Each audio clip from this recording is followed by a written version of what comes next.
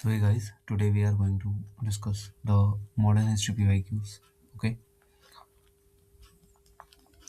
modern history PYQs from 2011 to 2025. तो ये सारे PYQs हैं। यहाँ पे आप देख सकते हैं। लेट्स डिस्कस इनका, देखते हैं कैसे प्रोबेबल आंसर क्या क्या हो सकते थे और कैसे हम आंसर करेक्ट ढूंढ सकते हैं अगर हमें आधी नॉलेज भी है तो। ठीक है, अगर हमें पूरा क्वेश्चन नहीं पता है, ऐसा होगा जब पेपर हम देने जाएंगे तो हमें पूरा नहीं पता होगा, फिर भी हम आंसर ढूंढ सकते हैं। तो लेट्स स्टार्ट। 104 क्वेश्चन है, ट्राई करेंगे कि 1 घंटे के अंदर हो जाए। ओके, या 1.5 घंटा भी लग सकता है। फर्स्ट क्वेश्चन 25 से स्टार्ट है। ओके, क्वेश्चन पे स्टार्ट करते हैं। पहला क्वेश्चन है नॉन कॉपरेशन मूवमेंट से रिलेटेड। नॉन कॉपरेशन मूवमेंट कब हुआ था ये पता होना चाहिए। 1920।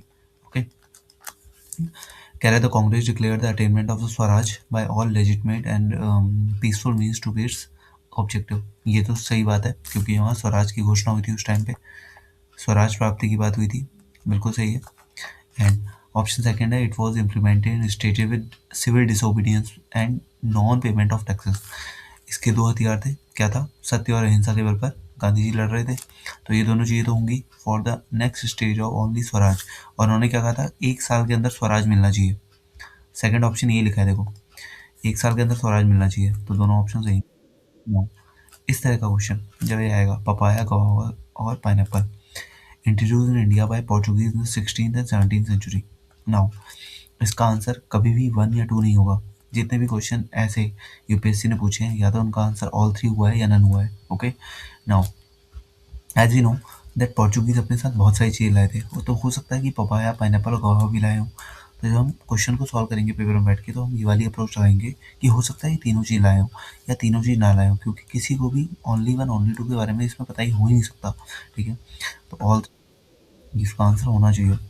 Now the third question is subsequent to which of the following events Gandhiji, who consistently opposed the untouchability and appealed to his eradication for all spheres, decided to include the upliftment of Harijans in his political and the social programs. Now, अब यहाँ पे हम बात कर रहे हैं Harijans की। ठीक है, तो दलित वर्ग से आएंगे। दलित, अब दलित वाला जो उत्थान था, ये काम कब स्टार्ट हुआ है? ये काम स्टार्ट हुआ है, हमें पता होगा कि जो हमारा गोलमेज सम्मेलन हुआ, कौन सा सम्मेलन? गोलमेज सम्मेलन हुआ। गोलमेज सम्मेलन, इस गोलमेज सम्मेलन के बाद ऐसी कुछ स्थितियां बन रही थी जिसमें क्या कहा गया उनके द्वारा कि पृथक निर्वाचन की बात की गई, दलित पृथक निर्वाचन की बात की गई। ठीक है, तो दलित पृथक निर्वाचन की जब बात करी जा रही थी, तो उसी समय गांधी जी ने क्या किया था? गांधी जी ने पूना पैक्ट किया था, जिसके साथ मदन मोहन मालवीय की सहायता से गांधी और अंबेडकर के बीच, गांधी और अंबेडकर साहब के बीच क्या हुआ था? पूना पैक्ट हुआ था 1932 में, जिसमें ये बात की गई थी पृथक निर्वाचन नहीं होगा, बल्कि उसी निर्वाचन क्षेत्र में दलितों को भी अधिकार दिए जाएंगे, जिसके तहत उनको 18% तक सीट का अलॉटमेंट हो रखा था, हुआ था। ठीक है, तो ये था Poona pact. Next question is sedition has become my religion was a famous statement given by Gandhi ji at the time of. यहाँ पे अगर देखें हम, तो ये जो स्टेटमेंट है गांधी जी के द्वारा कब दिया गया? तो ये स्टेटमेंट गांधी जी के द्वारा दिया जा रहा है इन दांडी यात्रा। ठीक है, दांडी यात्रा, तो दांडी यात्रा 1930 का टाइम है। ठीक है, civil disobedience movement, civil disobedience movement. अब गांधी दांडी यात्रा पे और बहुत सारे क्वेश्चन आए हैं, तो ये प्रीवियस ईयर रिपीट था। ठीक है, तो जो दांडी यात्रा पे क्वेश्चन आए हुए हैं कि ये भी आया है कि सविनय अवज्ञा आंदोलन कौन कौन से क्षेत्र में क्या क्या चला। ठीक है, तो ऐसे क्वेश्चन जब आए हुए हैं, तो ये आपका पीवाई की रिपीट था।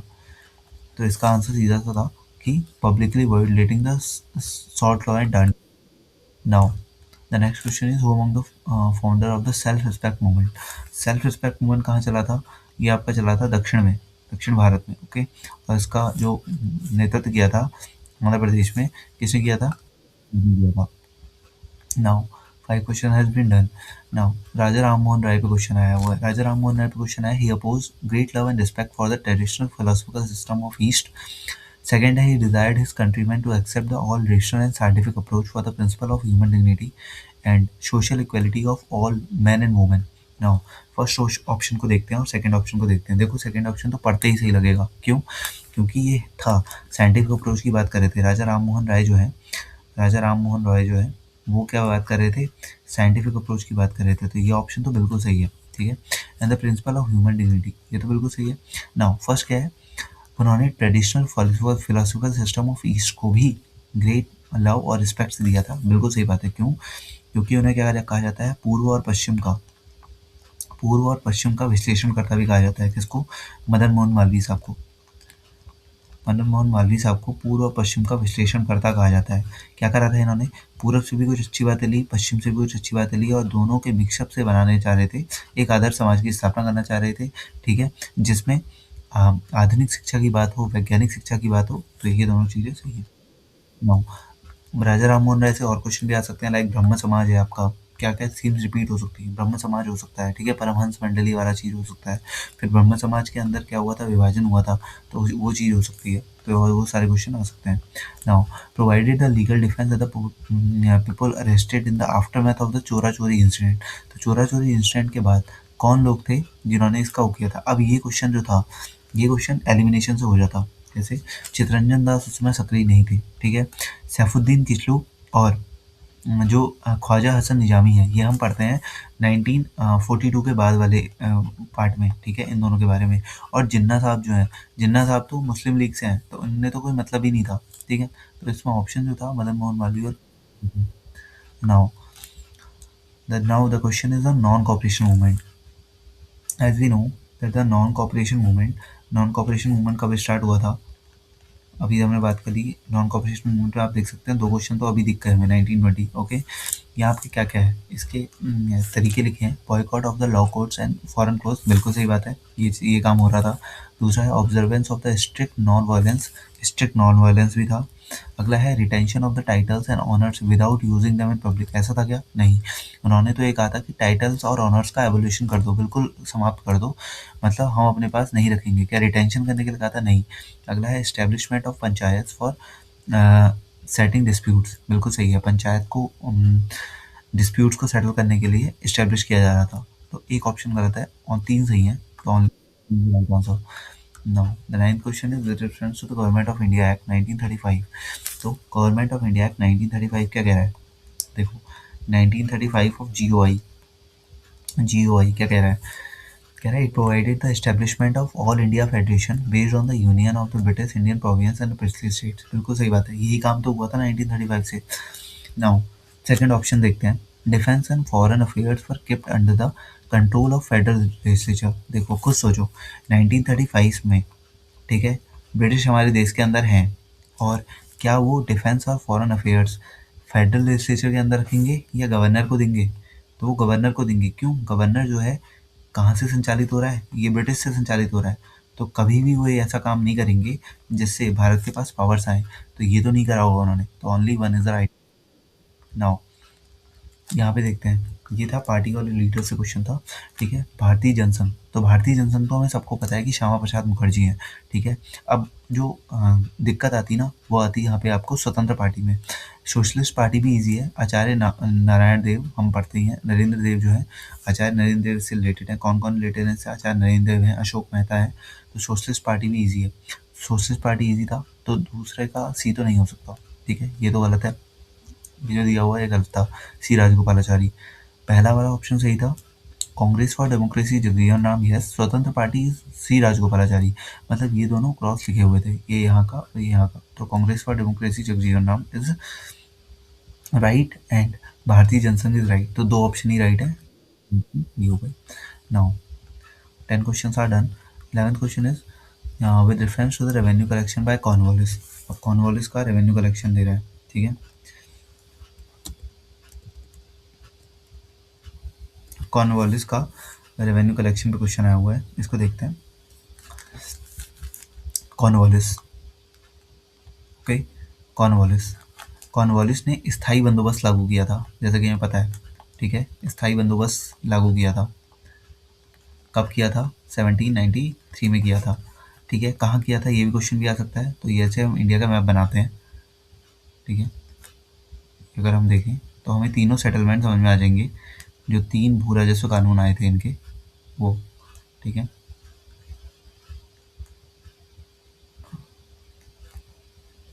अगर हम देखें स्थायी बंदोबस्त जो था बंगाल और बिहार के क्षेत्र में, ये जो बीओबी वाला क्षेत्र था ना, जिनको ये अधिकार मिले थे, तो यहाँ पे आपका स्थायी बंदोबस्त था, ठीक है। नीचे रैयत बहुत सारे थे, तो नीचे वाले क्षेत्र में हमें रैयतवाड़ी दिखता है, तो रैयतवाड़ी, ठीक है, रैयतवाड़ी। एंड इस क्षेत्र में, महाल क्षेत्र में, यहाँ जो यारा क्षेत्र था, इसमें हमें महालवाड़ी दिखता है, महालवाड़ी। तो ये 3 क्षेत्र थे। अब इसमें हमें पता समझना है कि स्थायी बंदोबस्त में क्या-क्या था। स्थायी बंदोबस्त की बात करते हैं, under the ryotwari settlement of the revenue collection, ठीक है। The peasants were exempted from the revenue payment in case of bad harvest and natural calamities, ठीक है। रैयतवाड़ी सेटलमेंट में the peasants were exempted from the revenue payment in case of bad harvest और natural कैमिटीज। पहली बात तो ये ryotwari system है, यहाँ पे क्या कर रहे हैं, धन प्राप्त कर रहे हैं। क्या अंग्रेज इतने दयालु होंगे कि बैड हार्वेस्ट और नेचुरल कैमिटीज से किसानों को एग्जाम करते हैं? बिल्कुल नहीं। तो ये ऑप्शन तो हो ही नहीं सकता सही, ठीक है। इसको तो आपने अगर पढ़ा नहीं भी है तो भी आप सही कर सकते हैं। Under the payment permanent settlement in Bihar, now permanent settlement की बिहार है, स्थायी बंदोबस्त। Zamindar fail to pay his revenue, बिल्कुल सही है। यहाँ पे देखिए क्या है, before the fix date he will be remove from his zamindari. क्या होता था कि एक था ब्रिटिशर्स, एक थी ब्रिटिश, ठीक है, ब्रिटिश रूल था। उसके बाद नीचे आते थे जमींदार, जमींदार, और उसके नीचे आते थे किसान, उसके नीचे आते थे किसान। अब यहाँ पे क्या व्यवस्था बनाई गई थी कि किसान जमींदार को क्या देगा, लगान देगा, और जमींदार इसको लगान देगा। इस भूमि बंदोबस्त में क्या होता था, 10/11 भाग इसे दिया जाता था, 1/11 भाग इसे मिलता था। तो जो जमींदार इस लगान को नहीं चुका पाते थे ब्रिटिशर्स को, उनको हटा दिया जाता था। इसे क्या कहते थे, इसका नाम था यहाँ पे, इसका नाम रखा गया था सूर्यास्त कानून, ठीक है। सूर्यास्त कानून मतलब इनका अस्त हो जाता था जमींदारों का, जो काम नहीं कर पाते थे। तो सेकंड तो बिल्कुल सही है, लेकिन फर्स्ट सही हो ही नहीं सकता, ठीक है। तो फर्स्ट ऑप्शन राइट होगा। नाउ 2023 के क्वेश्चन में आगे हो चुके हैं हम। क्या था, with reference to the Indian history Alexander विया, A H Longhurst, Robert Sewell and James Burgess, Walter Elliot. अब देखो इनके नाम तो नहीं पता है हमें, लेकिन वॉल्टर इलियट को हमने कहीं ना कहीं आर्कियोलॉजिकल सर्वे ऑफ इंडिया से पढ़ा है। तो आर्कियोलॉजिकल सर्वे ऑफ इंडिया इन्होंने बनाया था, तो ये आर्कियोलॉजिकल एक्सप्लेनेशन, क्योंकि इन तीनों के नाम तो नहीं पढ़े, लेकिन वॉल्टर इलियट का नाम पढ़ा हुआ है, तो ये ऐसे होता, ठीक है। Now by which of the following act the governor general of Bengal designated as the governor general of India? Now this is a good question। यहाँ पे अगर हम देखें क्या कहा है इसने, गवर्नर जनरल ऑफ बिहार को गवर्नर जनरल ऑफ इंडिया का बनाया गया। तो एक बात तो ये है कि हमें ये पता होना चाहिए कि कौन कौन से एक्ट आए थे। अगर हमें एक्ट का बारे में पता है तो हम इस क्वेश्चन को इजी कर सकते थे। कैसे, देखो 1773 में रेगुलेटिंग एक्ट आया, ये हमें पता होना चाहिए, रेगुलेटिंग एक्ट आया। इसके बाद 1793 से लेकर 1753 तक कितने, 4 चार्टर एक्ट आए हैं, 4 चार्टर एक्ट आए हैं, ठीक है। इन 4 चार्टर एक्ट के बारे में पता होना चाहिए, क्योंकि 4 चार्टर एक्ट बहुत मेन है। कब कब आए, 20-20 साल के गैप में आए। मीन्स 1793 में आया, फिर आया आपका 1813 में, फिर आपका आया 1833 में, फिर आया आपका 1853 में। और 1833 में क्या किया गया था, गवर्नर जनरल ऑफ बंगाल को गवर्नर जनरल ऑफ इंडिया बना दिया गया था, ठीक है। तो ये हो गया charter act. Now the next question, यहाँ पे 7 अगस्त is declared as the national handloom day. 7 अगस्त को नेशनल हैंडलूम डे बनाया जाता है। इन देखो कभी भी ऐसी डेट वाले क्वेश्चन यूपीएससी में ठीक होता है, ठीक है। It was in 1905 that the Swadeshi movement has launch on the same day. बिल्कुल सही बात है। यहाँ पे क्या हुआ था, देखो 1905 में क्या हो रहा था, 1905 में क्या हुआ था, बंगाल सेपरेशन हुआ था, ठीक है, बंगाल विभाजन हुआ है। और इस बंगाल विभाजन का विरोध करते हुए स्वदेशी आंदोलन प्रारंभ किया गया था, स्वदेशी आंदोलन प्रारंभ किया गया था। और इसमें क्या किया गया था, स्वदेशी आंदोलन में क्या किया गया था, विदेशी वस्तुओं की होली जलाई गई थी। और हमने क्या स्टार्ट किया था, हैंडलूम स्टार्ट किया था। और यहाँ पे लघु एवं कुटीर उद्योगों को बढ़ावा देने के लिए हथकरघे का प्रयोग किया गया था। तो ये सारी चीज़ें की गई थी। इसका मतलब ये कहीं ना कहीं रिलेटेड है इससे ही। तो both the statements are correct and the second is the correct explanation of one।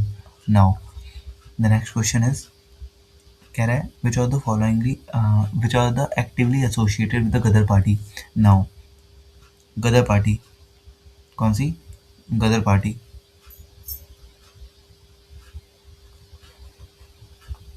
ठीक है। नाउ जैसे ये गदर पार्टी वाला क्वेश्चन आपको स्पेक्ट्रम में मिलेगा, उसका जो आंसर होगा ना वो होगा रासबिहारी घोष, क्योंकि उस समय वीरेंद्र कुमार घोष और जोगेश चंद्र चटर्जी, एक इनमें से क्या है पत्रकार है, और दूसरा उस समय एक्टिव नहीं थे, और ये भी पत्रकारिता से ही जुड़े हुए थे। रासबिहारी घोष जो है करंटली उस समय गदर पार्टी से जुड़े हुए थे, तो उसका आंसर होना चाहिए 3 only. Okay. Now next question है, अब देखो government of India act 1919 question है। गवर्नमेंट ऑफ इंडिया 1919 का क्वेश्चन आया हुआ है। The provincial government were divided into reserve and transfer subject. Reserve और ट्रांसफर सब्जेक्ट 1990 के एक्ट ने क्या किया था?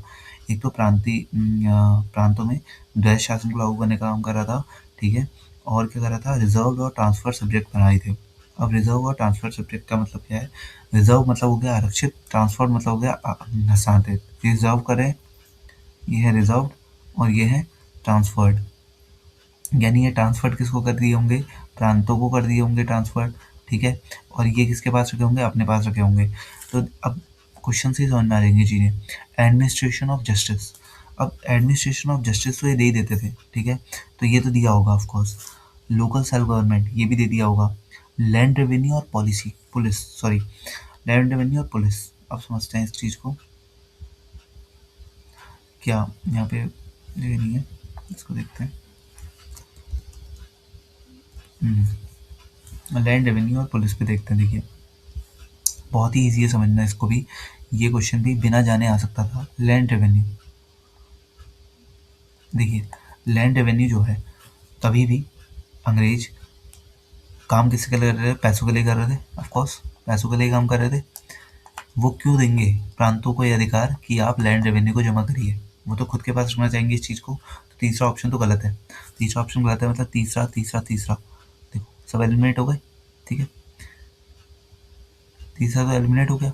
तो तीसरा एलिमिनेट हुआ, तो तीसरा एलिमिनेट होने के साथ ही हमारा आंसर निकल गया कि जस्टिस भी उससे रिलेटेड है। मान लिया हमें जस्टिस याद नहीं था, जस्टिस हमें पता भी नहीं था, लेकिन जैसे ही हमने लैंड रेवेन्यू देखा, लैंड रेवेन्यू से हम क्लियर हो गए कि लैंड रेवेन्यू से हम क्या क्लियर हो गए कि ये तो रिजर्व ही होने वाला है, ठीक है, ये अपने लिए ही रिजर्व रखा होगा। रिजर्व में क्या रख दिया होगा? लैंड रेवेन्यू, ठीक है, एक तो लैंड रेवेन्यू हो गया, अब ये समझ में आ गया हमें, ठीक है। इसके साथ ही एक और क्या रखा होगा? पुलिस रखा होगा, ठीक है, क्योंकि वो किसी भी प्रकार की हिंसा को रोकने के लिए पुलिस अपने पास रखना चाहेंगे, ठीक है। अगर प्रांतों के पास पुलिस चल जाएगी तो हो सकता है कि वो जो ब्रिटिशर्स का विरोध कर रहे हैं वो आसानी से कर पाते, ठीक है। अब अब हमें समझना पड़ेगा लोकल सेल्फ गवर्नमेंट देंगे या एडमिनिस्ट्रेशन ऑफ जस्टिस देंगे। अब देखो जस्टिस भी वो अपने पास रखना चाहते थे ताकि कोई मुकदमा करे तो अंग्रेज उससे बच सकें, तो जस्टिस भी उसके बाद अपने पास रखेंगे, लैंड रेवेन्यू अपने पास रखेंगे और पुलिस भी अपने पास रखेंगे। यानी वो केवल क्या देंगे? लोकल सेल्फ गवर्नमेंट देंगे, किसको? आपका प्रोविंशियल गवर्नमेंट को। तो दूसरा नहीं है, बाकी सब सही है, तो दूसरा दूसरा दूसरा, यानी option number C is the right answer. Now Cripps mission आया है। Now the Cripps mission has been came, Cripps mission, okay, Cripps mission कब आया था? Cripps mission 1942। Now the constituent assembly also have the member nominated by the provincial assembly as well as the princely states, okay. Any province which is not prepared to accept the new constitution would have the right to sign a separate agreement with Britain regarding its future. Now इसमें मेरे को भी doubt है, कह रहा है the constituent assembly would have members nominated by the provincial assemblies as well as the princely states। ये तो सही है कि कॉन्स्टिट्यूएंट असेंबली में इन दोनों के गवर्नर होंगे शायद, ठीक है, और any province which is not prepared to accept the new constitution would have the right to sign a separate agreement with Britain regarding its future। ये भी हो सकता है, आई थिंक इसका आंसर दोनों होना चाहिए। नाउ फर्स्ट, नाउ इसका एक्सप्लेनेशन देखते हैं हम। कह रहा है statement 1 is incorrect, the Cripps mission propose setting up a constitution making body for after world war whose members elected by the provincial assembly and nominated by the rulers of the princely state। Okay, यहाँ पे क्या लिखा हुआ था? यहाँ पे लिखा था कि प्रिंसली स्टेट से भी प्रिंसली स्टेट से नॉमिनेटेड, प्रोविंशियल असेंबली से नॉमिनेटेड नहीं, एक जगह से इलेक्टेड होंगे, एक जगह से प्रोविंशियल असेंबली से क्या होंगे, प्रोविंशियल असेंबली से इलेक्टेड होंगे और प्रिंसली स्टेट से नॉमिनेटेड होंगे। नेक्स्ट क्वेश्चन दिया हुआ है Madanapalle of Andhra Pradesh which of the following statement is correct now. इसका आंसर मुझे भी नहीं पता था, लेकिन जब मैंने इसका सॉल्व किया था तो मेरे को पता लगा था कि इसका आंसर जो होने वाला है आपका जो ट्राई कलर उससे नेशनल फ्लैग से रिलेटेड था, या आपका इससे रिलेटेड था, टैगोर ट्रांसलेटेड नेशनल एंथम। इन दोनों में मेरे को कन्फ्यूजन था, इसका आंसर ये था, Rabindranath Tagore translated the national anthem for Bengal. अभी भी क्योंकि नेशनल सॉन्ग न्यूज़ में है, ठीक है, नेशनल एंथम तो न्यूज़ में नहीं है, नेशनल सॉन्ग न्यूज़ में है, तो हो सकता है कि बंकिम चंद्र चटर्जी से क्वेश्चन पूछ रहे हैं, ठीक है। अभी नेशनल सॉन्ग न्यूज़ में आया था कि पूरा गाना चाहिए, आधा गाना चाहिए वाला, तो नेशनल सॉन्ग बंकिम चंद्र चटर्जी आनंद मठ से लिया हमने, आनंद मठ, तो हो सकता है क्वेश्चन पूछा जा सकता है। Now next question is who among the following associated with the secretary with the Hindu female school which later become the Banthun female school।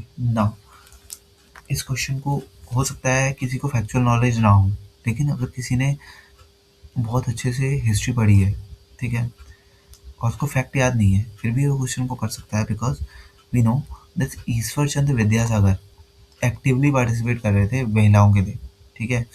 इसमें 2 महिलाओं के नाम दिए हैं क्वेश्चन को आपको वो करने के लिए, एनी बेसेंट और सरोजिनी नायडू, लेकिन यहाँ पे ईश्वर चंद्र विद्यासागर का रोल बहुत ज़्यादा था कि जो फीमेल की एजुकेशन से रिलेटेड बात कर रहे थे, उनके अधिकारों से रिलेटेड बात कर रहे थे, तो इसका आंसर मोस्ट प्रोबेबली ईश्वर चंद्र विद्यासागर ही होगा, और वही है, देख लीजिए। Okay, now with reference to 8 August 1942 in India, which of the following statement is correct? Okay, now ये बहुत ही इजी क्वेश्चन पूछा है यहाँ पे इसने कि 1942 में हुआ क्या था, ठीक है। क्या क्रिप्स मिशन आया था, क्या क्विट इंडिया रेजोल्यूशन पास हुआ था, बिल्कुल क्विट इंडिया रेजोल्यूशन तो पास हुआ था, तो option A is the right answer. Now 20 question has completed. 21 question is in the first quarter of the 17th century which of the following factories has been established in East India Company located? Now question देखते हैं, ये question बहुत interesting था क्योंकि किसी को भी नहीं पता है कि क्या चीज़ होने वाली है, लेकिन अगर आपने मैप देखा है कि ईस्ट इंडिया कंपनी ने कहाँ कहाँ अपने वो लगाए, तो आपको एक चीज़ समझ में आएगी कि लेट्स सपोज कि मैप है, क्योंकि ईस्ट इंडिया कंपनी पहले कहाँ आई है, यहाँ कहाँ से आए हैं ये लोग, इस तरफ से आए यूरोप की साइड से, तो यहाँ है भरूच, इस लोकेशन पे है आपका भरूच, ओके, ये भरूच यहाँ है। अब देखना ये जो चिकाकोल है और तिरुचिरापल्ली है, ये दोनों ईस्ट कोस्ट पे हैं, इन दोनों की लोकेशन है ईस्ट कोस्ट पे, और इसने क्वेश्चन पूछा है the first quarter of the 17th century. First quarter of 17th century मतलब क्या होता है, 1600 से लेकर 1625। अब हमें अगर हम थोड़ा सा इसमें एक्स्ट्रा नॉलेज लगाते, ब्रिटिशर्स आए 1608 में, तो जब वो आए होंगे तब उन्होंने कहाँ इस्टेब्लिशमेंट करने पे ध्यान दिया होगा, क्योंकि वो आए कहाँ हैं, वेस्टर्न घाट्स पे आए हैं, तो उन्होंने ज़्यादा फोकस वेस्टर्न घाट्स पे किया होगा। वो बंगाल की तरफ कब गए थे, वो गए थे बंगाल की तरफ 1720 के टाइम पे, जब उन्होंने 1757 प्लासी कराया, 1764 में बक्सर कराया, मतलब इसका मतलब वो इस जगह पर यानी ईस्टर्न घाट्स की जगह पर बहुत बाद में गए हैं, तो वेस्टर्न घाट पे पहले फोकस किया होगा, तो इसका आंसर है ओनली वन, ओके, क्योंकि चिकाकोल और तिरुचिरापल्ली जो है वो दोनों ईस्टर्न घाट पे हैं, ठीक है, तो इसका आंसर वन ओनली है। Now 22 question is songs from prison a translation और एंशिएंट, तो जेल से किसने लिखे गाने, ठीक है, सॉन्ग्स फ्रॉम प्रिजन, तो ये लिखने का काम कौन कर रहे थे, मोहनदास करमचंद गांधी जी कर रहे थे, ठीक है, ये फैक्चुअल नॉलेज है।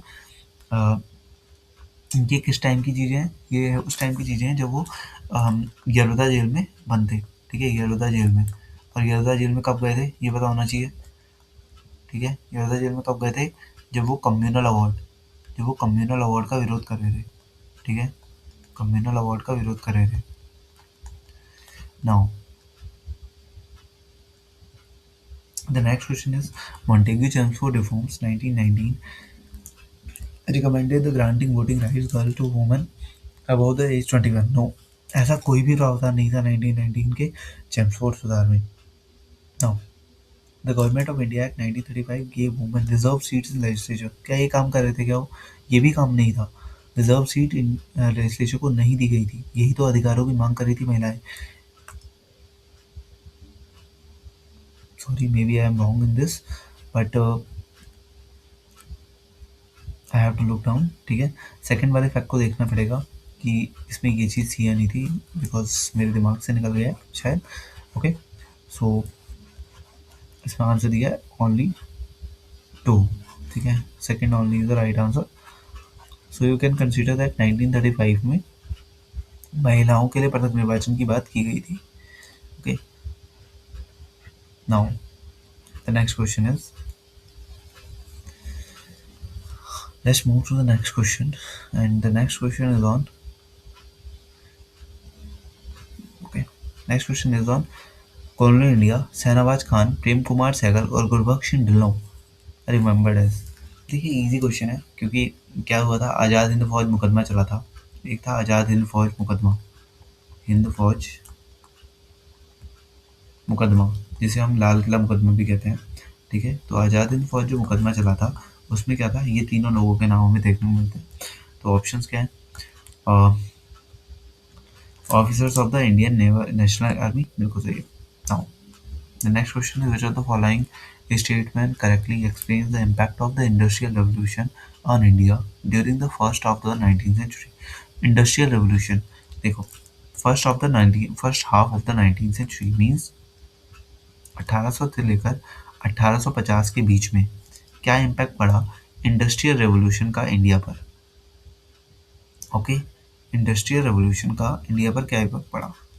अगर हमने इतिहास को थोड़ा सा भी ध्यान से पढ़ा है तो हमें पता होगा कि इंडस्ट्रियल रेवोल्यूशन के तहत क्या हो रहा था, यहाँ से कच्चा माल जा रहा था, वहाँ से निर्मित होकर यहाँ इंडिया आ रहा था।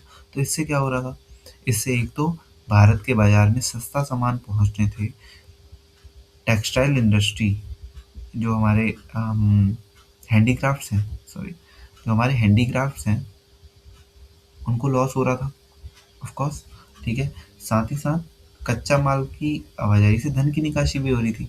तो यहाँ पे जो प्राइमरी आंसर होगा वो होगा हैंडीक्राफ्ट और रुइंड। इंडिया के हैंडीक्राफ्ट क्या हो रहे थे, रुइंड हो रहे थे। Now 26 question is, the vital Vidhwansak, the first monthly journal to have the untouchable people as is target audience published by. देखिए इस क्वेश्चन का आंसर मुझे नहीं पता, लेकिन मैं इसे सॉल्व करूंगा on the basis of my knowledge, जो अदर नॉलेज है। आप देखते हैं, गोपाल बाबा वलांकर एक ऑप्शन दिया हुआ है, ज्योतिबा फुले एक ऑप्शन दिया हुआ है, मोहनदास करमचंद गांधी एक ऑप्शन दिया हुआ है, और भीमराव अम्बेडकर एक ऑप्शन दिया हुआ है। जब भी मेरे को दिखता था अनटचेबल पीपल, अनटचेबल के लिए काम कौन कर रहा था सबसे ज़्यादा, सबसे ज़्यादा काम किसने करा है। अगर हमें इसमें रैंडम गैस भी मानना हो तो मैं लगाऊंगा भीमराव अम्बेडकर। ठीक है, भले ही मेरे को इसका आंसर ना बताऊँ, लेकिन मैं आंसर लगाऊंगा भीमराव अम्बेडकर, भले ही वो गलत हो, कोई दिक्कत नहीं है। ठीक है, ये देखिए गलत हो गया, कोई दिक्कत नहीं। इसका आंसर होने वाला है गोपाल बाबा वलांकर। कुछ ऐसे क्वेश्चन होंगे जिसको आपको बिल्कुल नहीं पता होगा, कोई आइडिया नहीं होगा, तो इसको अटैम्प्ट ना करें तो ज़्यादा बेहतर है। ठीक है, ये पूरा फैक्चुअल है, इस पे कुछ नहीं कर सकते आप, क्योंकि गोपाल बाबा वलंकर का नाम अगर आपने सुना है और काम इनका सुना है, हो सकता है उस समय न्यूज़ में रहे हो 2020 के टाइम पे, बट अगर किसी को गैस मारना होगा तो मारेगा इन तीनों में, इस पे कोई गैस नहीं मारेगा उतना। ठीक है, नया नाम लिखाया करके गैस नहीं मारा जाता कभी भी। ठीक है, now Indigo cultivation in India declined by the beginning of the 20th century because of select the correct answer using the lists। ठीक है, इजी क्वेश्चन है, इंडिगो कल्टीवेशन क्यों समाप्त हुआ था। इंडिगो कल्टीवेशन, इंडिगो कल्टीवेशन तो भारत में क्या होता था, भारत में इंडिगो कल्टीवेशन होता था। सिंथेटिक नील आ गई थी, सिंथेटिक नील कैसे आई थी, औद्योगिक क्रांति से आई थी। औद्योगिक क्रांति कहाँ हुई थी, ब्रिटेन में हुई थी, तो ब्रिटेन में औद्योगिक क्रांति के चलते अब इसका जो मार्केट में यूज था वो उतना नहीं रहा था। तो कह रहे peasant resistant opposite no, national leaders opposition no, government control no, its unprofitability in the world market because of the new inventions. This is the right answer. Now, the next question is Gandhi Irwin Pact. Now, this is a good question. Gandhi Irwin Pact पे question आया हुआ है, इसको देखते हैं।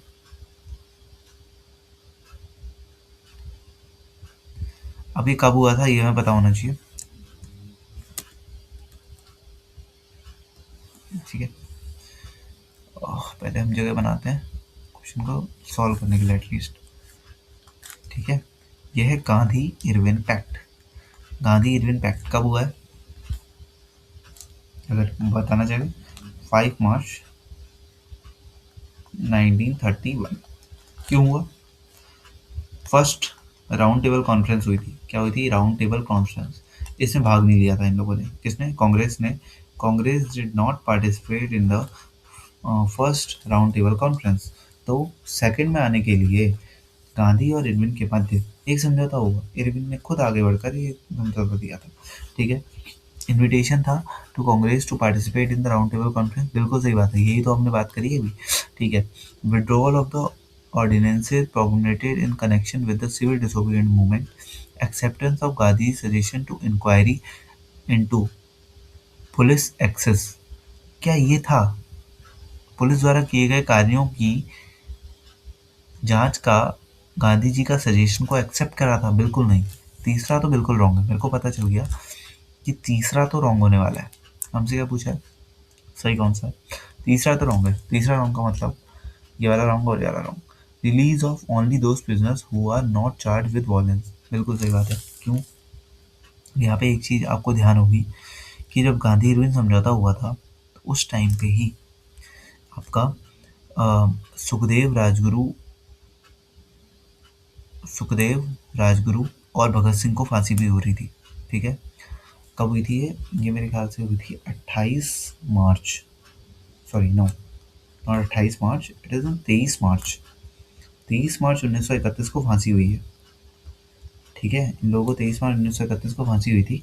और गांधी जी ने इस बात को ही नहीं रखा था कि सुखदेव राजगुरु और भगत सिंह को भी छोड़ा जाए, ठीक है।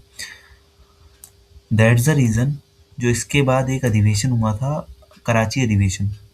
कराची अधिवेशन, उसमें गांधी जी को काले झंडे दिखाए गए थे, अगर आपको रिकॉल हो पा रहा हो इतना तो, ठीक है। तो ये रीज़न रहा था। तो release of only those prisoners who are not charge the violence, ये सही है। तो मैंने एक तो चीज़ देख ली थी, 4 सही हुआ है, तीसरा गलत था। तीसरा तो बिल्कुल गलत है, तीसरा गलत है, चौथा सही है, पहला सही है।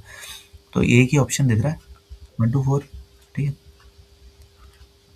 Now, the next question is 29th. With reference to the history of India, Ul Gulan and the Great Tumlut in the description of which of the following? देखिए, उल गुलान आंदोलन या फिर द ग्रेट टुमलुट किसे कहा जाता है? ये कहा जाता है आपका मुंडा विद्रोह को। और मुंडा विद्रोह किसके द्वारा? भगवान बिरसा मुंडा के द्वारा रचा गया था, ठीक है। तो बिरसा मुंडा ने इसे स्टार्ट किया था कहाँ? आंध्र प्रदेश में। Now the next question is बेरेली established the Fort William college at Kolkata. क्यों स्थापित करा था फोर्ट विलियम कॉलेज? क्योंकि वो यहाँ शिक्षा देना चाहता था सिविल सेवकों को, है ना। तो सिविल सेवकों को शिक्षा देने के लिए फोर्ट विलियम कॉलेज की स्थापना की थी उसने।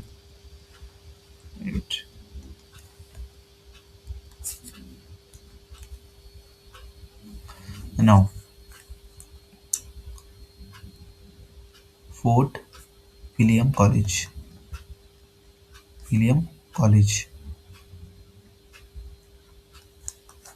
तो फोर्ट विलियम कॉलेज की स्थापना कौन कर रहा है? फोर्ट विलियम कॉलेज की स्थापना कर रहा है वेलेस्ली। तो यहाँ से हमें ये चीज़ें पकड़नी है। पीवाई की जब भी सॉल्व करते हैं तो यहाँ से हमें इन्हीं चीज़ों को पकड़ना है कि हमने क्या क्या चीज़ें देखी, ठीक है। नाउ इसमें क्या कहा?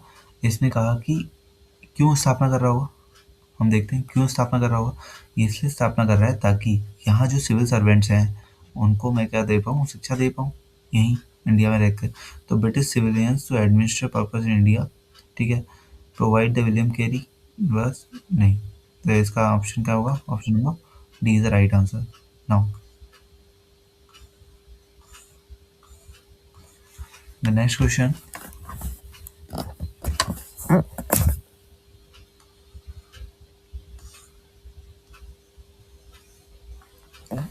now 31st question is aurang, banian और मिरासीदार, ठीक है। Now this question is very hard, okay. If you learn the NCERT, there will be the term are written, so you can see 31 question. I am leaving and मैं paper में भी leave ही करता, मैं इसको करता ही नहीं।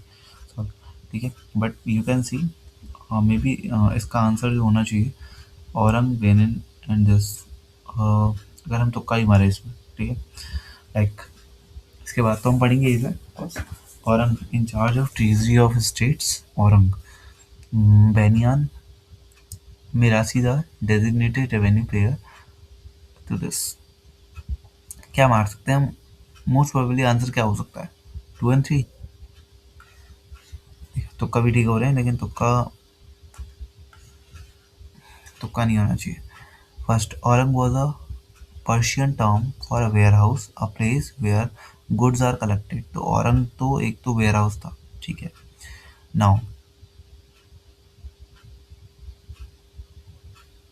बनियान्स, बनिया कहते थे इन्हें। अच्छा, अगर ये पता बनिया दिखा होता ना, तो बनिया में तो हो जाता आंसर। तो बनिया में तो दूसरा आंसर ठीक हो जाता, इंडियन एजेंट, एजेंट ही है अभी बनिया, ठीक है। और थर्ड जो मिरासी था, उर्दू और हेरिडेटरी लैंड होना, ओके। तो आप इसका एक्सप्लेनेशन देख सकते हैं। नाउ देशेर कथा, क्या क्वेश्चन है? Desher Katha written by the Ganesh Kumar Deshkar, Desher कथा।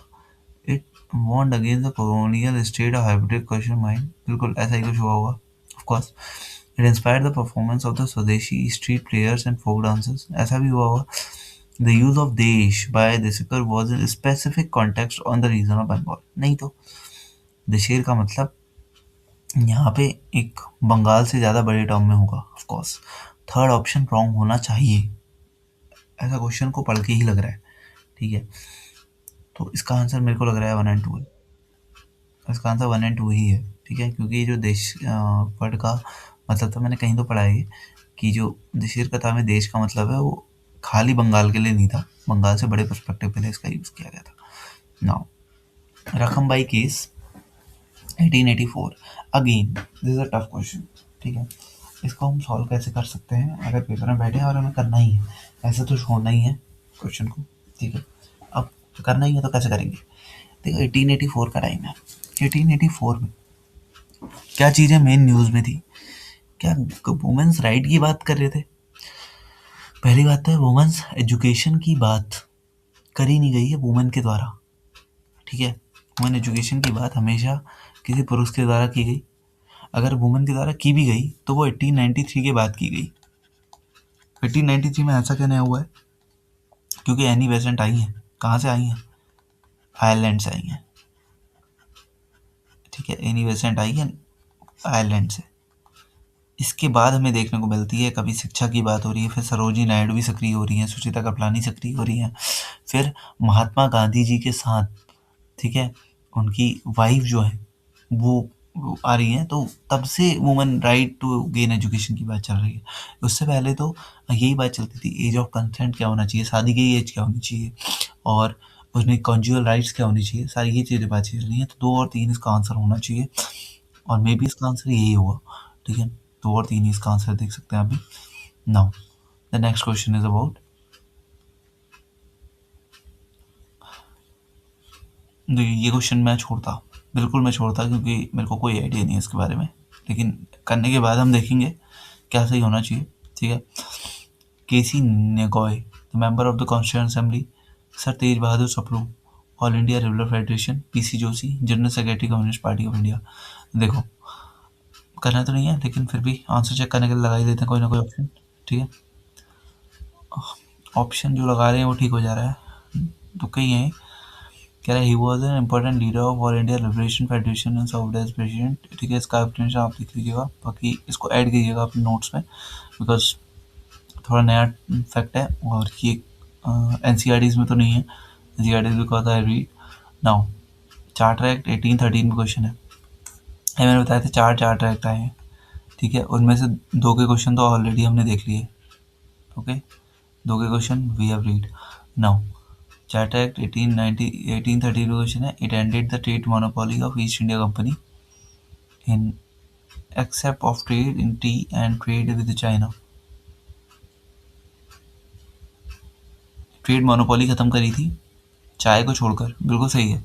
अगला है, it asserted the sovereignty of British crown over the Indian territories held by the company on the revenues of India are now controlled by the British parliament. पहला option देखिए, option से समझ में आएगा question. पहला वाला ऑप्शन तो बिल्कुल सही लिखा है, पहला वाला ऑप्शन सही है। Now second option is asserted the sovereignty of the British crown over the Indian territories. asserted the sovereignty of British Crown over the Indian territories held by the company। Sovereignty संप्रभुता डाल दी गई थी British company की territory पे जो company ने hold करी थी। अच्छा, the revenues of India are now collected by British parliament. नहीं, रेवेन्यू कलेक्ट तो अभी भी ब्रिटिश कंपनी के द्वारा ही हो रहा था। तीसरा ऑप्शन रॉन्ग है, तीसरा ऑप्शन रॉन्ग होना चाहिए क्योंकि उस समय तक ब्रिटिश पार्लियामेंट नहीं कर रही थी कंट्रोल, अभी वही कंट्रोल कर रहे थे। ठीक है, तो 1 और 2 होगा। सही है, okay. Now 35 question has been done, 40 minute approx, इतना ही टाइम लगा हमें। ठीक है, 2019 के क्वेश्चन कंप्लीट कर लेते हैं। 2019 में कितने क्वेश्चन आए, यहाँ से 2018 है। ठीक है, 13 तो 40 क्वेश्चन आज कंप्लीट करते हैं। ठीक है, बिकॉज टाइम ज़्यादा हो गया। All India anti untouchability league, Mahatma Gandhi. All India kisan sabha, Swami Sadanand Saraswati. Self respect movement, E V Ramaswamy Naicker. देखो, सेल्फ रिस्पेक्ट मूवमेंट तो अभी हमने पढ़ा था, ये तो ऑप्शन सही होना ही होना है। यानी 3 और 1 2 3 दो ऑप्शन, ये दोनों तो कैंसिल हो गए। ठीक है, अगर तीसरा सही है ना तो दूसरा तो बिल्कुल सही है। और एंटी टचेबिलिटी लीग की स्थापना भी महात्मा गांधी ने करी थी, ये भी ठीक है। तो इसका आंसर तीनों सही है। ठीक है, इसको भी ऐड कर लीजिएगा, ये भी अच्छा क्वेश्चन है। नाउ 37 क्वेश्चन, स्वदेशी मूवमेंट क्वेश्चन है। देखो, स्वदेशी मूवमेंट अभी हमने पढ़ा था 1905 बंगाल, बहुत सारी चीज़ें पढ़ी थी।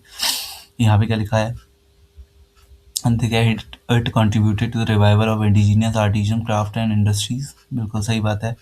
The national council for education was established as a part of the स्वदेशी मूवमेंट, ये भी सही है। भारतीय शिक्षा की भी बात की गई थी, उन्होंने कहा था कि अंग्रेजी शिक्षा का भी विरोध करना है, इसलिए नेशनल काउंसिल ऑफ एजुकेशन भी इसमें ऐड किया गया था, तो दोनों सही हैं। ठीक है, नाउ 38 क्वेश्चन इज, अब देखो ये अच्छा क्वेश्चन था। ठीक है, ये भी वैसे हो जाता अगर आपको नहीं पता है, और ये पता तो होगा नहीं किसी को वैसे भी। ये वाला फैक्ट कौन याद करता है, लेकिन ये कैसे होता देखिए। क्वेश्चन क्या पूछा है, विच of the following groups of plants were domesticated in the new world and introduce into the old world. ठीक है, ओल्ड वर्ल्ड में इंट्रोड्यूस हो गए थे, लेकिन ये जो प्रचार हुआ ना इनका न्यू वर्ल्ड में हुआ। अच्छा, अब यहाँ पे देखो ऑप्शंस क्या क्या हैं। वीट का प्रचार तो पहले भी था भाई, शुगर केन का प्रचार भी पहले भी था, टोबैको, कॉटन एंड रबर। तो कॉटन तो पहले भी बहुत यूज़ होती थी ना, कॉटन तो बहुत पहले यूज़ होती थी। अच्छा, अब यहाँ क्या लिखा है देखो, tobacco, cocoa and rubber. Cocoa से क्या बनती है, कॉफ़ी भी बनती है और आपकी चॉकलेट्स भी बनती हैं। रबर का यूज़ भी इंडस्ट्रियल में बहुत बाद में होने लगा, टोबैको का यूज़ भी बहुत बाद में होने लगा, यानी इसका ऑप्शन ये सही हुआ।